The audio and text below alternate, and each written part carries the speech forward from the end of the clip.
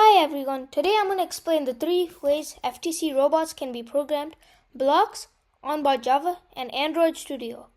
This will help you understand how robots run programs, what programming tool you should use, and why you should even use programming in the first place. Let's get started. First, why use programming? By now, you must be familiar that typical FTC games involve an autonomous period where the robot performs tasks autonomously, and a teleop period where a human uses a gamepad to drive the robot and accomplish tasks. With only motors, sensors, and a control hub, the robot can't do anything. It's just like a computer without any instructions that can't even open a browser, as it has no idea how to do it.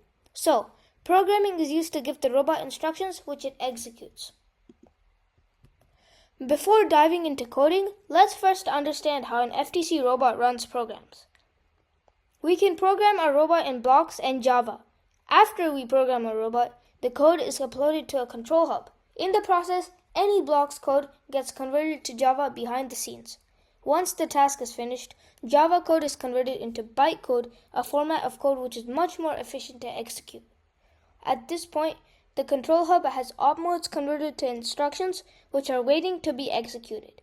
The Java virtual machine runs continuously on the control hub and interprets the bytecode during a match. Meanwhile, the FTC SDK ports hardware instructions to actual hardware on the robot, telemetry instructions to the driver hub, and fetching gamepad input from the driver hub.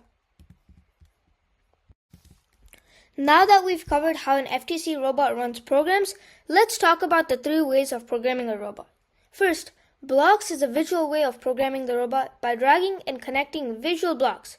You can access it by connecting to the robot's Wi-Fi and visiting 192.168.43.1:8080, then click Blocks. It makes everything seem fit together like puzzle pieces with a visual interface. Blocks requires very little knowledge or programming skills. Java syntax errors are also not possible in Blocks.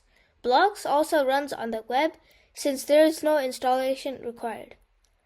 However, as programs grow, it can become hard to manage or find parts of the program in Blocks. I recommend using Blocks as a starting point for programs before the season starts, and then converting to Java once the season starts. OnBot Java is a browser-based Java editor that runs directly on the robot. You access it the same way as Blocks, but choose the OnBot Java tab instead. It allows you to write real Java code without installing anything on your computer. Compilation is fast because everything happens on the control hub itself, so it is ideal to write quick tests and small experiments using it. You can write more complex logic than in Blocks, and you get full control over Java syntax. However, OnBot Java struggles with external libraries like pedropathing or Roadrunner, which are needed for accurate path following in autonomous mode. Android Studio is the primary development environment used by advanced FTC teams to write Java code. To access it, download the app from Google. It runs on Windows or Mac and gives you full access to the FTC SDK, external libraries, and tools like code completion, debugging, and GitHub support. Android Studio is where teams write their main teleop and autonomous programs, especially when using pedropathing or custom subsystems. However, build times are slower as Android Studio requires transferring code to the control hub. Build times can get up to a minute and 30 seconds long. The setup also requires more storage space on your computer and a more capable device. Each editor has its strengths, so let's talk about that. Blocks is best for beginners or very simple robot tests. It's easy to learn, but becomes inefficient for anything beyond basic movement. OnBot Java is ideal for any quick test, small fix, or experimenting with Java without waiting for long build times. It's also useful when you don't have access to a full laptop setup. Android Studio should be used for all main robot code, especially during the competition season. It supports external libraries, advanced Java development, and team collaboration to GitHub. Teams often switch between these tools depending on the situation.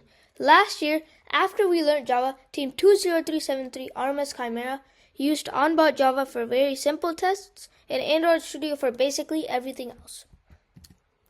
Teams typically use the summer to learn programming. They use blocks to program their draft in while learning Java on the side. When the season starts, teams usually convert blocks to Java, move all main code to Android Studio while setting up a GitHub repository for easy collaboration. Throughout the season, teams use OnBot Java for quick tests because of its fast compilation times. Android Studio is used for all main code. Today we learned that programming is what brings an FTC robot to life. The robot can't think on its own, so we use code to tell it exactly how to move and how to complete tasks.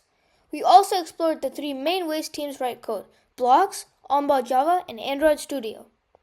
Each one is useful at different stages: blocks for beginners, OnBot Java for quick testing, and Android Studio for advanced team projects and all main code. Understanding these tools helps teams grow stronger throughout the season. As you learn more about Java and robotics, you can build more creative, reliable, and competitive robots. Programming also teaches problem solving, teamwork, and patience, skills that matter far beyond robotics. Thank you for listening and learning about how FTC teams program their robot.